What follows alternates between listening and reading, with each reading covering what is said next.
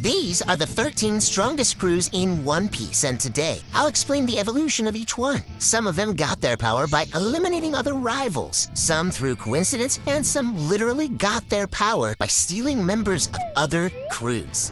Yeah, I'm talking about Rock's pirates here. You see, Rock's D. xebec was born as a descendant of the great Davy D. Jones, and he was always meant to achieve greatness. At the beginning of his career, Rock's organized a bunch of Davy-back fights. This is pretty much a game where the losing side has to give up their crewmates. Considering Rock's was one of the strongest people alive, he quickly amassed a huge crew consisting of incredibly strong pirates. Among these pirates was even Whitebeard, a future emperor of the sea. Now, the only thing Rock's valued was power, and he held his crew together with an iron fist. Rock's crew grew steadily from here, and soon they caught the attention of the world government. By that point, they were already pretty strong, so instead of fighting them, the government decided to make a deal with them. By doing dirty work for the government, the Rock's pirates were able to gain their first piece of real territory, Chinosu Island. This is also where the Rock's pirates recruited two more insanely powerful individuals, Kaido and Big Mom. With the inclusion of these two members, the Rock's pirates hit their peak and were considered to be at their strongest. However, everything changed during the God Valley incident. You see, when the Rock's pirates heard the news that Shocky had been kidnapped by the government, they rushed in to save her. But Rock's,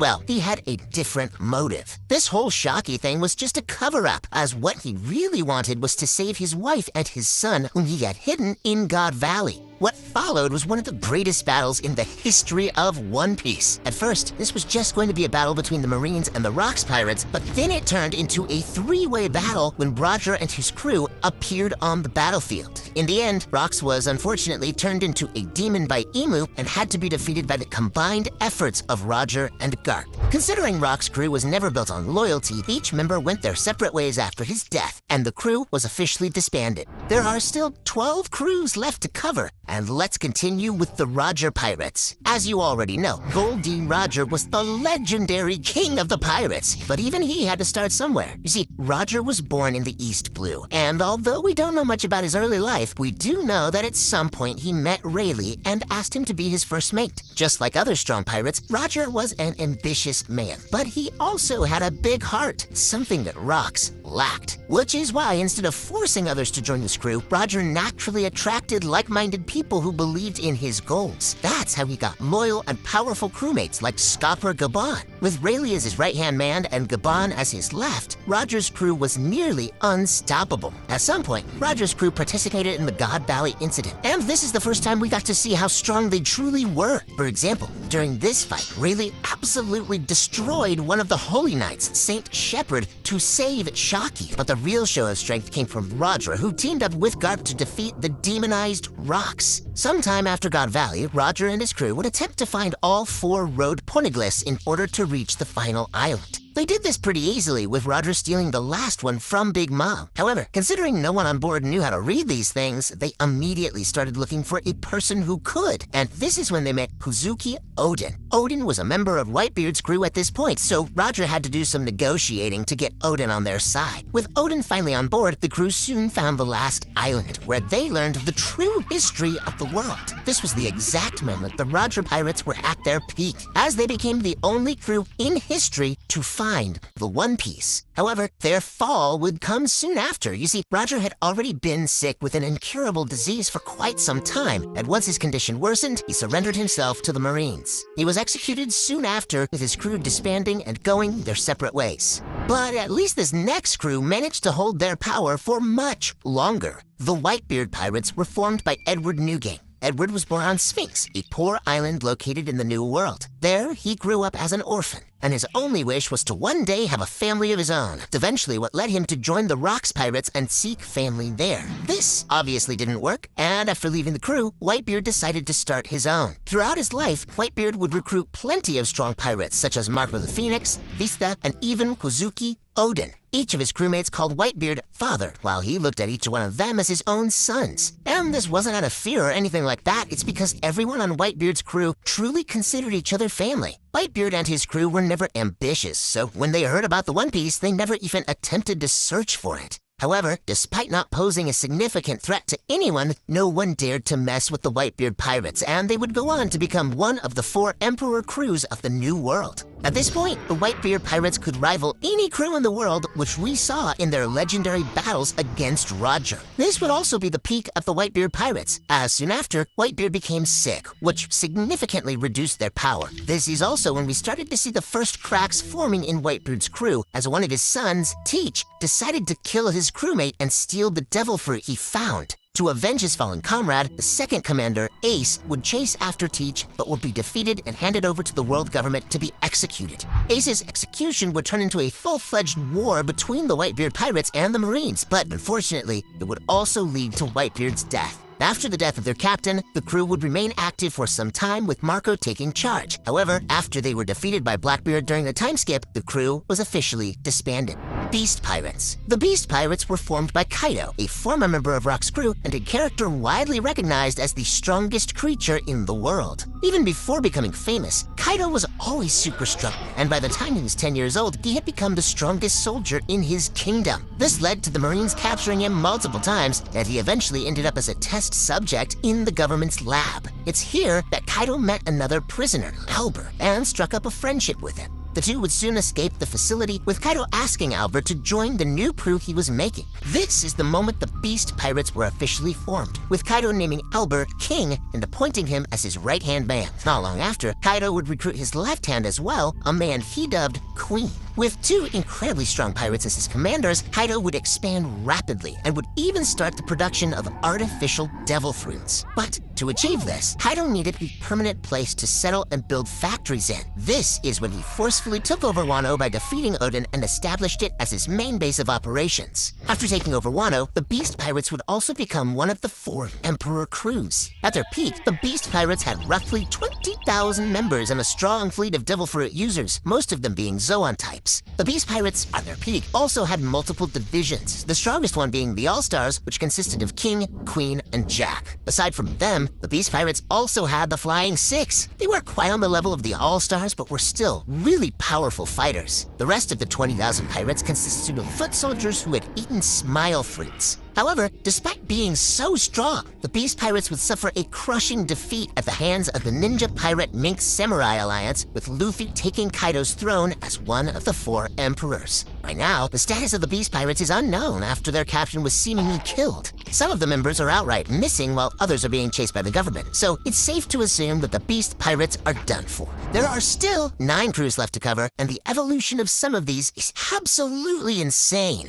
Big Mom Pirates. Just like some of the previous crews on the list, this crew was also formed by one of the ex-members of the Rocks Pirates. After the death of Rocks, Lin also wanted a family. But instead of taking in orphans like Whitebeard, Lin decided to literally make her own family and had 85 children during the course of her life. Because of this, she eventually became known as Big Mom, one of the 4 emperors of the New World. Now, despite Big Mom's crew consisting mostly of her children, the first member of the crew and the crew's co-founder is a guy named Straussen. He was just a random guy Big Mom met when she was young, ended up becoming her head chef. So, in addition to her children, Big Mom's crew also consisted of homies, which are artificial beings created with her devil fruit. Including homies, the Big Mom Pirates easily had over 1,000 members. And although they weren't as big as the Beast Pirates, for example, they were much stronger in terms of individual strength. This is because most of Big Mom's kids had eaten powerful Paramecia-type devil fruits. One of her commanders, Katakuri, had even awakened his. At some point, the Big Mom Pirates also made Totoland their base of operations, which is a huge archipelago of 35 islands. Throughout the crew's reign, Big Mom created a lot of political relationships by marrying off her children to powerful people and creating strong family ties. This is when the Big Mom Pirates were at their peak, with no one in the world daring to challenge them.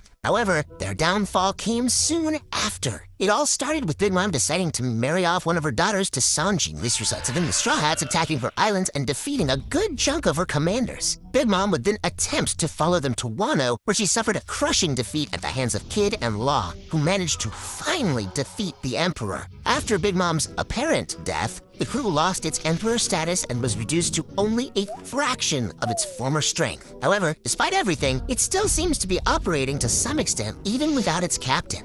And while the previous crews we talked about are already long gone, this next one is still at its peak, the Red Hair Pirates. The Red Hair Pirates were formed by Shanks, who was a world noble but through a bunch of coincidences became a pirate apprentice on the Pirate King's ship. Shanks admired his captain a lot, so after Goldie Roger was executed by the world government, he set out to find the One Piece and form his own crew. During his journey, Shanks would meet a lot of people, but he would only invite a few to join his crew. Just like his former captain, Shanks likes to keep his crew small but full of elite pirates. Another interesting thing about the Red Hair Pirates is that seemingly no member of the crew has a devil fruit power, which makes their strength all the more impressive. At some point during their journey, the Red Hair Pirates would attack a marine ship and steal the Nika fruit they were carrying, the same devil fruit Luffy would end up eating later on. Later, Shanks would also defeat Loki, the strongest giant on Elbaf, with a bounty of 2.6 billion berries. Shanks had no choice but to defeat Loki and imprison him so that he wouldn't recklessly go against the world government. This, coupled with the Red Hair Pirates' influence in the New World, eventually earned them the title of an Emperor Crew.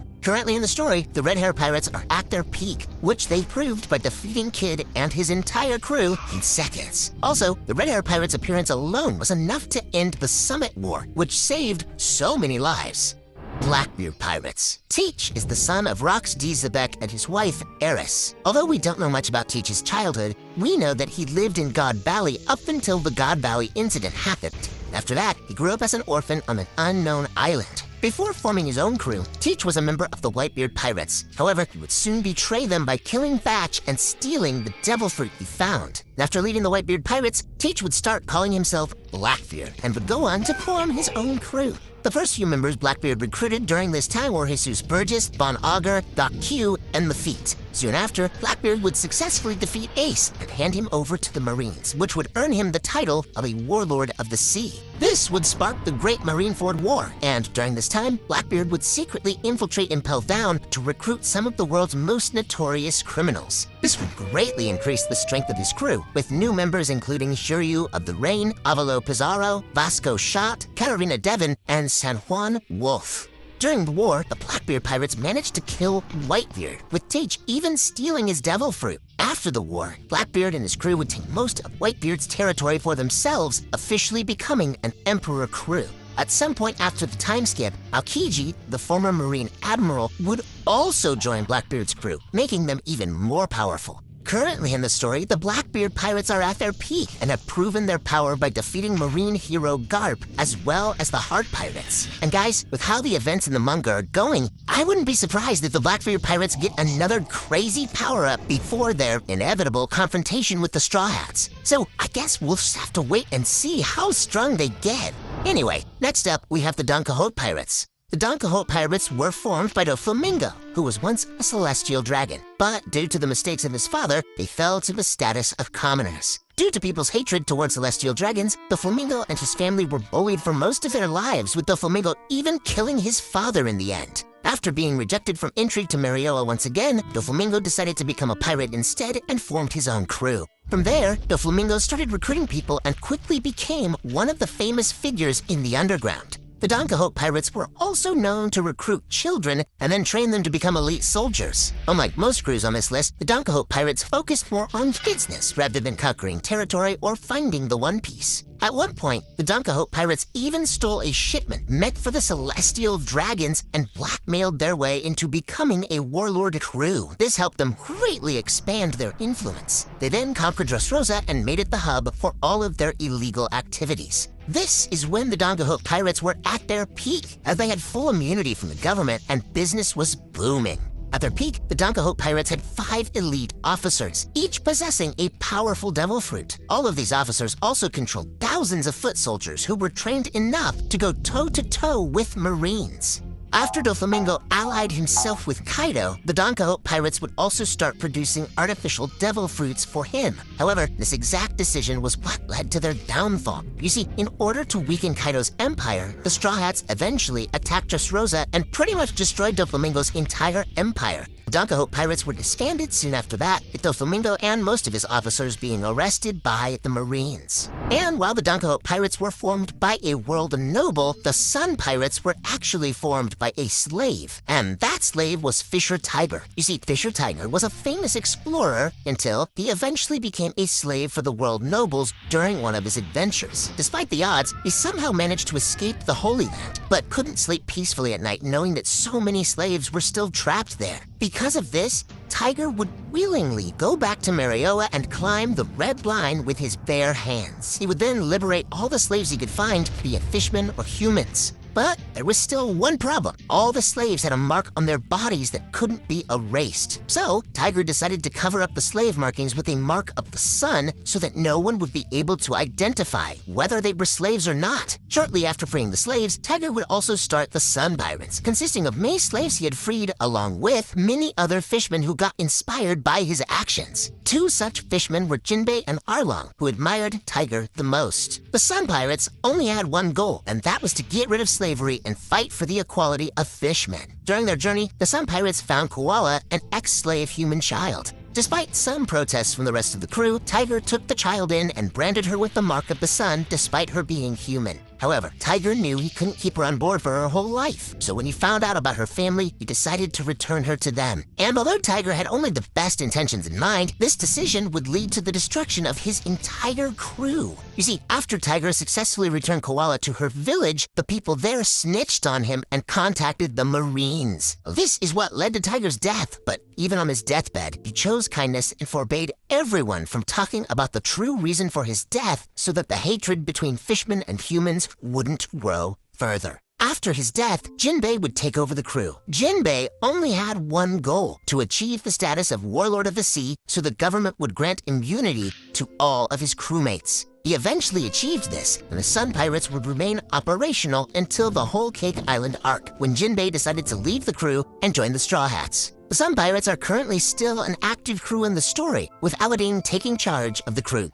Kid Pirates. Eustace Kid, Wired Killer, and Heat were the rulers of 4 gangs in the South Blue. However, at some point, Kid would manage to unify the 4 gangs under his banner, giving birth to the Kid Pirates. Even as rookie pirates, Kid's crew had a terrible reputation for being ruthless and causing many civilian casualties. This pushed Kid's bounty to grow over 300 million berries, making him the most dangerous pirate of the worst generation pre-timescan. After barely escaping the Marines on Sabaody, the Kid Pirates would finally enter the New World and start making a name for themselves. However, due to their arrogance, the Kid Pirates would decide to attack the Red Hair Pirates. Even though Shanks didn't even participate in the fight, the Red Hair Pirates still dominated Kid's crew, with Ben Beckman even cutting off one of his arms. This defeat would cause Kid to become far more rational and calm in his approach from then on. Realizing that he can't take down an Emperor crew alone, the Kid Pirates would soon ally themselves with the Hawkins Pirates and the On-Air Pirates to take down Shanks together.